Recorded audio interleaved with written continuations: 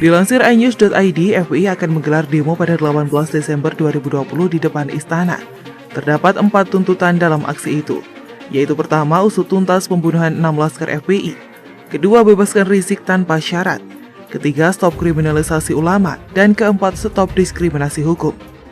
Juru bicara FPI sudah mengkonfirmasi kabar ini dan juga sudah melayangkan surat pemberitahuan ke kepolisian. Saya akan menanggapi tuntutan mereka dulu untuk menunjukkan bahwa tidak ada urgensi mengizinkan ormas pembibitan teroris ini untuk melakukan aksi. Kasus tewasnya 6 anggota FPI. Kasus ini sedang dalam proses hukum. Kepolisian sedang memburu 4 anggota FPI yang melarikan diri, melakukan reka ulang kejadian, dan memburu pemasok senjata. Komnas HAM pun sedang menyelidiki. Artinya kasus ini sudah dan sedang diproses. Lalu ngapain demo? Membebaskan Rizik Syihab. Proses hukum sedang berjalan juga. Pasal yang menjerat RS itu jelas, itu pula alasan dia ditahan. Selain yang bersangkutan diduga akan menghilangkan alat bukti atau bisa juga melarikan diri, RS ditahan sebagai tindakan pencegahan. Sebab terbukti RS berulang kali melarikan diri bin kabur. Jadi masuk akal RS ditahan. Dengan demikian aksi turun ke jalan tidak diperlukan karena kasus sedang berjalan. Kriminalisasi ulama. Sebenarnya tuntutan ini sudah basi, nggak masuk akal dan tampak menjijikan. Siapa sih ulama yang ditahan atau dijerat tanpa ada dasar hukumnya? Tidak ada. Siapa pula ulama yang mereka maksud? Rizik, Sugi, Sony, atau Baharkah? Kalau itu yang mereka maksudkan, aksi jalanan tidak dibutuhkan. Yang dibutuhkan itu proses hukum. Sewalah lawyer yang mantap agar mereka itu mungkin bisa dibela. Kalau sudah vonis, ya banding. Kalau sudah ditahan, ya ke pengadilan. Gitu aja kok susah. Pasalnya jelas, dakwaannya juga jelas. Apa yang salah? Justru mereka ini yang mengulamakan kriminal. Sugi tak bisa jaga mulutnya, Sony juga begitu.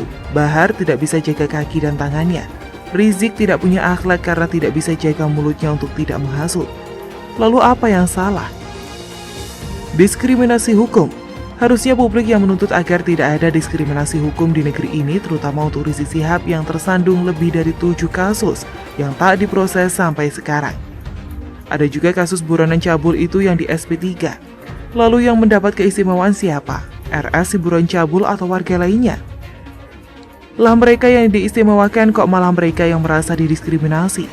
Jadi jelas tuntutan ini mengada-ada saja, tidak ada urgensi aksi turun ke jalan. Sekarang mari kita lihat alasan paling urgen yang membuat aksi ini harus dilarang, yaitu kasus pandemi COVID-19 masih meningkat. Kerumunan di Petamburan dan Jabar sudah menambah jumlah positif COVID-19. Jika ditambah lagi ada aksi demo, maka dikhawatirkan akan meningkatkan lagi kasus positif.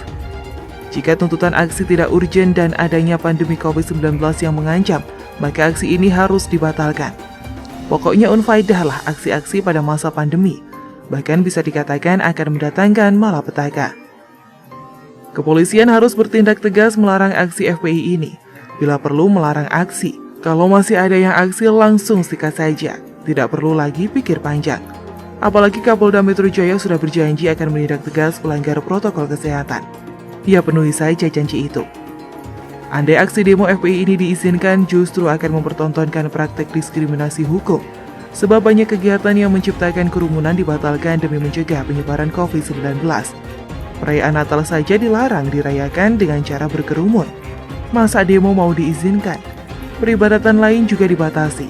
Tempat wisata juga dibatasi. Lalu demo mau diizinkan? Inilah namanya diskriminasi. Benar bahwa menyatakan pendapat itu adalah hak setiap orang. Benar bahwa aksi demo adalah salah satu cara menyampaikan aspirasi. Tetapi kalau aksi demo dipaksakan pada waktu yang tidak tepat dengan alasan yang tidak penting sama sekali, bisa dilarang. Bahkan yang memaksakan tetap melakukan aksi bisa ditindak dengan tegas. Perseroan dengan kebebasan berpendapat kalau yang mau menyampaikan pendapat tak menghargai pendapat orang lain, bahkan terkesan memaksakan kehendak.